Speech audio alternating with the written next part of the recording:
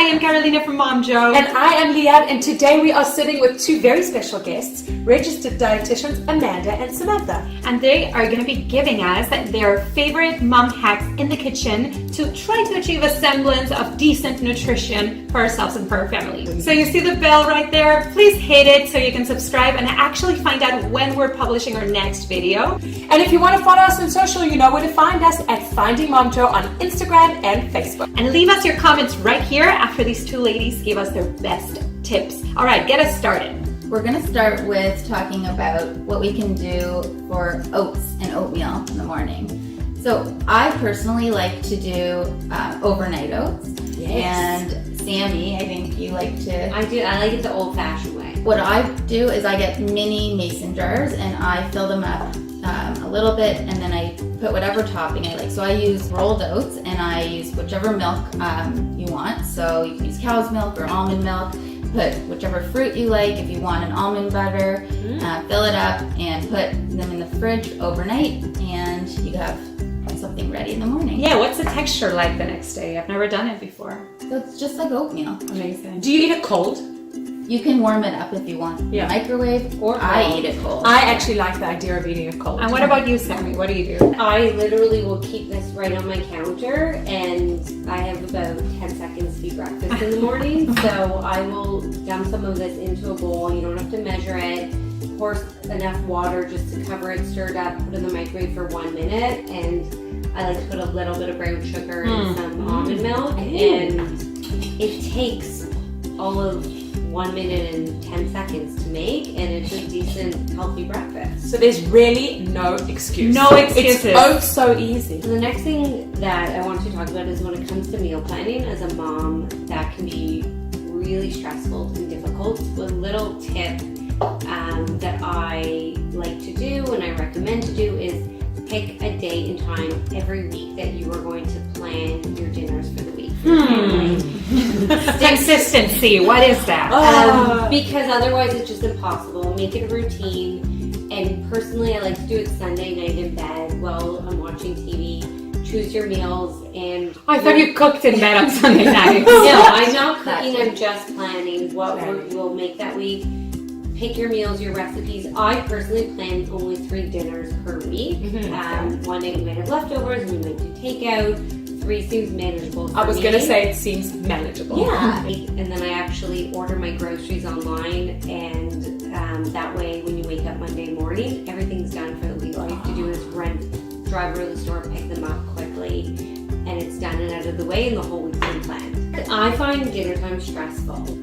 I mean, I personally think that you can only have them sitting and eating for a certain amount of time. So don't expect them to sit for a long time. Have their plates ready when they sit down, and then you like to play music, right? Yeah. I like to turn the TV on. TV dinner! Mom hack! But I love to use some sort of device to play music, something soothing. I find kids are just better behaved when music's on. So anything that you can cook before and freeze are things that we love. So Yes. I do this with little egg frittatas, and I make them into muffins, and I freeze them into little individual bags. You can put different veggies in there. Sammy, you like to use this, right? Yeah, I love to make pancakes and freeze them. I like this product because it is a pre-packaged product that you just add water. It's really simple ingredients. You can make a batch and freeze them, separate it with parchment paper, put it in a Ziploc or a container, put it in the freezer, and it's great to take out for breakfast, but also for your kids' lunches. If you put the frozen pancake in their lunch, by lunchtime it's perfect. That is so genius. I mean, my kids want pancakes for breakfast, lunch, and dinner. And only once in my life did I make it for dinner for them, and they were so happy. They were so impressed with me that I feel like if I freeze a few and I just put them into a lunch boxes, it's going to be like a feast for another. Another great mom hack is one of these berry containers. So I find for our kids' lunches, we're washing berries almost every day because we can't really do it in advance. They get mushy and they go bad. But these containers are so cool. So what you do is you dump the whole pint of berries into here, rinse them. It has a strainer built in, and then it goes right into this container that that keeps it elevated so that they don't get soggy. And Amazing. you can wash all your berries, put them in here. They'll stay good for a week, and then your whole week of lunches, you're just like grabbing it and dumping it in. Listen, anything to prevent that mold from building up, right? Yeah. Another thing I love to use to organize all of my kids' snacks is these containers. I found them at Home Sense, but there are many out there like this.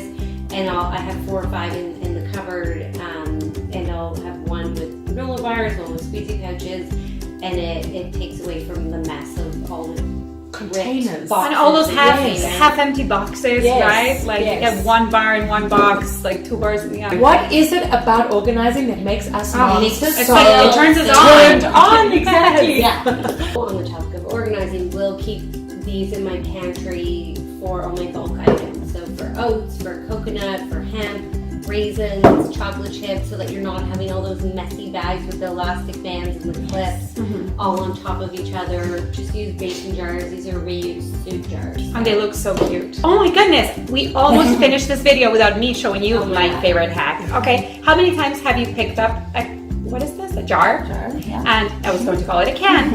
And you try to open it and it's hard. And you have to try to find someone really strong around your house to do it for you. Or like you put it under hot water and sometimes it works, sometimes it doesn't work. Well, this is what I do. You guys, you take something that has, it can be a spoon, it can be a small spoon, it can be a knife, like probably a flat sort of edged knife. Very excited. And all you do is you stick it in there and you pop it. Look at this. Oh, did you see the bubbles go up? She did it. Did you see the bubbles go up? What? And there she goes. Bam. No ways. How long did that take? That took me 38 years to realize. You don't need anybody to do it for you.